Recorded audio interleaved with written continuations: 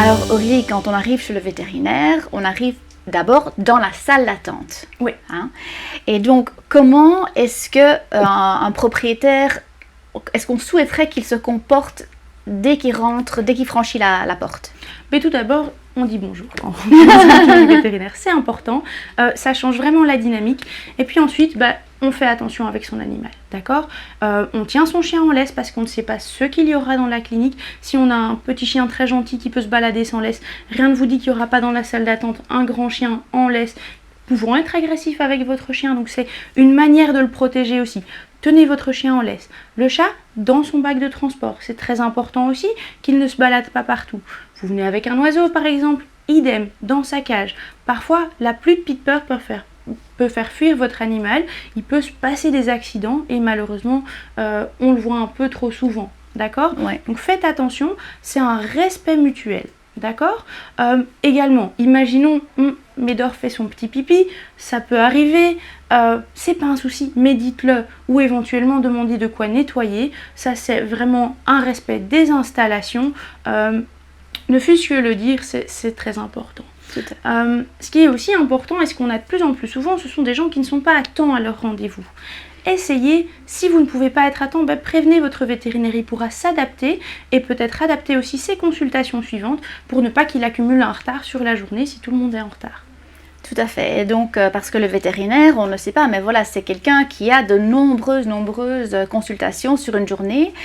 Il a un temps assez limité pour chaque consultation, mais il veut donner tout son temps et son attention à chaque consultation. Mais s'il y a des gens qui sont en retard, ça va décaler tout le monde et affecter tout le monde. Voilà.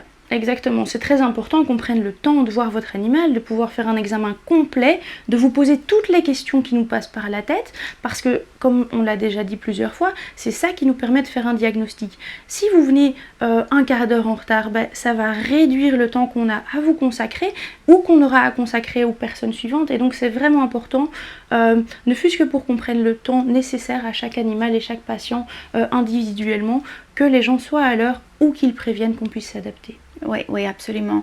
Et alors, on parle aussi, donc quand on va chez le vétérinaire, il n'y a pas que le vétérinaire qui est là généralement. Il y a aussi du personnel au bureau d'accueil. Il y a aussi des ASV, donc des assistantes vétérinaires ou assistants vétérinaires qui sont là. N'oubliez pas que ces personnes-là font aussi intégralement partie du soin de votre animal. Donc, n'oubliez pas qu'il faut aussi être cordial avec ces personnes-là. Elles sont là aussi pour vous aider. Tout à fait. Un vétérinaire n'est rien sans l'équipe qu'il y a derrière. D'accord ?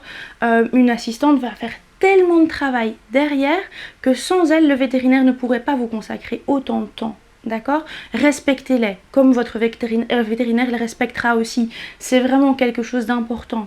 Oui ? Et alors, parfois, on arrive chez le vétérinaire parce que il y a peut-être des conséquences de quelque chose qu'on aurait fait à la maison. On est un petit peu gêné. On n'a pas trop envie de dire exactement ce qui s'est passé. Donnez-nous peut-être quelques exemples de comment ça se passe et qu'est-ce qu'on devrait faire. Tout d'abord, si vous avez fait quelque chose de pas bien ou vous savez que c'est pas la chose idéale à avoir fait, dites-le. Votre vétérinaire ne vous jugera pas. D'accord ? Il n'est pas là pour ça. Il a d'autres chats à fouetter, comme on dit. Les pauvres. Mais c'est vraiment important d'être honnête et de leur dire la vérité. D'accord ? Il y a plein d'exemples qui peuvent arriver dans la vie de tous les jours. Imaginons, vous avez un chien obèse. Ça arrive. Il y en a beaucoup. On les met sous régime et ça ne fonctionne pas. Votre vétérinaire vous pose des questions. Si vous lui donnez des restes de table, s'il reçoit encore un os tous les matins, dites-le, d'accord ? Parce que comme ça, on pourra adapter le plan. Si c'est votre grand plaisir de lui donner son petit os le matin, on essayera de vous trouver des solutions idéales et bien pour son poids. D'accord ? Imaginons, vous venez avec votre chien qui boite, parce que vous lui avez marché dessus, ça arrive, c'est pas très grave, dites-le parce qu'on prendra les choses différemment si on sait que c'est ça que si on ne sait pas. C'est une historique nécessaire. Si vous oubliez de donner un médicament par exemple, dites-le nous aussi. Ça peut arriver, ça peut être la cause d'échec de traitement, mais on va adapter, on peut voir s'il est difficile avec les pilules pour le travail en sirop par exemple. Il y a plein de solutions disponibles. Si vous le dites, c'est plus facile de les trouver que si on ne le dit pas. Merci beaucoup. Avec plaisir.